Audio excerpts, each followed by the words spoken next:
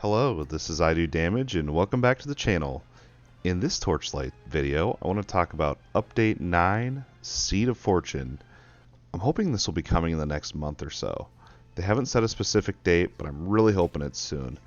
I want to tell you about everything that is in this patch that they've told us so far and what all we have to look forward to. So in Update 9, Seed of Fortune, they're going to be introducing Fame, Contracts, Luck Tree, and the beginning of the Enchanting system. Fame and Contracts were in the alpha before. I didn't have access to the game at that time, so these two things will be brand new to me, and I'm excited to try them out. So let's talk about it. Fame. So first of all, Fame you get by doing quests and bounties that refresh weekly. The more you have explored, the more boards available. So I'm assuming at each zone there's going to be its own board, maybe? In doing these quests and bounties is what gives you fame, right? But what is fame? Fame is what you use. Think of it as experience towards your contract. So contracts themselves are permanent. They are account-wide, and within each contract they have ones that are a one-time deal, like once you get the reward you've completed it and you're good. But they also have repeatable contracts, of course, for those of us that love to grind these types of games. So that's awesome to see. The repeatable ones will give you a bag of random loot and other items. We'll get to the rewards next. But what's interesting about contracts is as they introduce more, you can pick one to have your fame applied to as you complete the quests and bounties.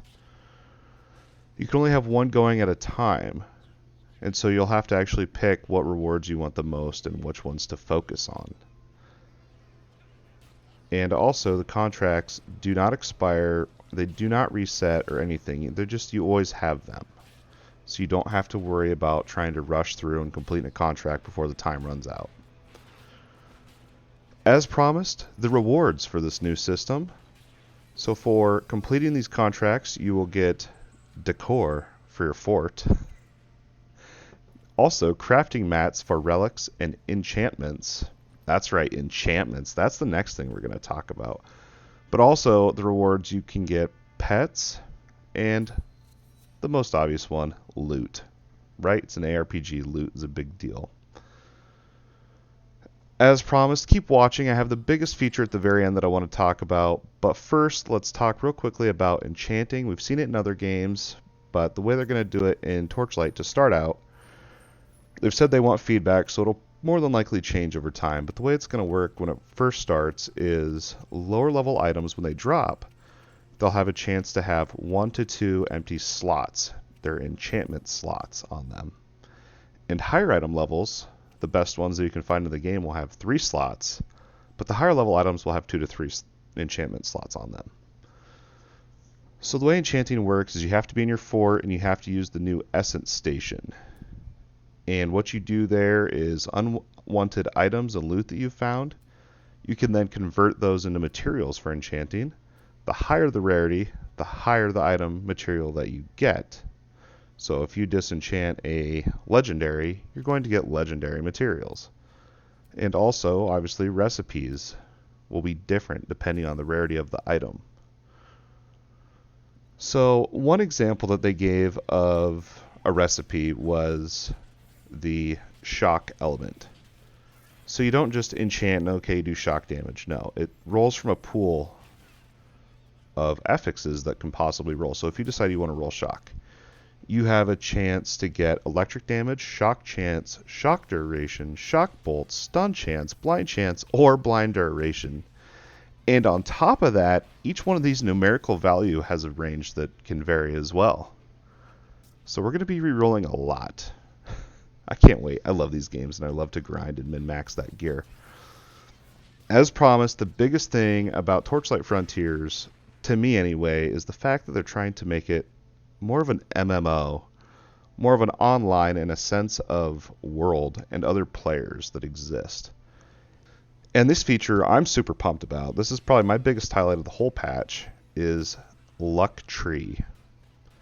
Yes, it's a tree that you grow in your fort.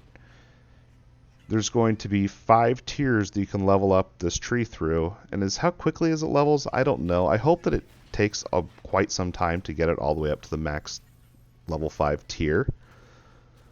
There's 5 tiers you can level it up through, and I hope that it's not just something I can do in a weekend, you know. I hope it's something that I have to actually work on. But the way that you level up the tree is by sacrificing your unwanted gear to the tree. The higher the rarity, the more experience you get, obviously.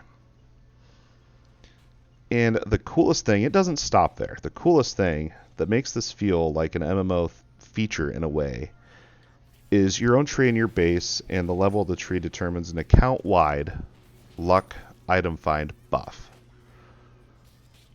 And obviously at higher levels, the better the buff. But where it gets really cool, I'm going to tell you, don't worry, other players' trees. So if you go to another player's fort and you see their tree there, you can sacrifice an item to that tree to help them grow their tree, and also get a luck buff that stacks with your own account-wide buff. So you're going to be getting a ton of item luck, right? And also helping out other players in the meantime. And so that means players can come to your tree and sacrifice stuff to your tree. But what's really cool is you donate or sacrifice one item to their tree and you get a buff. The potency of that buff is determined by the rarity of the item that you sacrifice to that player's tree. I don't know. I think this is a huge step in the right direction to maybe start seeing more people working together, or like, oh, there's another player's tree, you know, I want to help them out, stuff like that. I really hope they focus on the MMO and just the open world of working together. The biggest draw to me is the MMO, like I said, and I really hope they keep expanding upon that, and I think they will. I think this is just the beginning.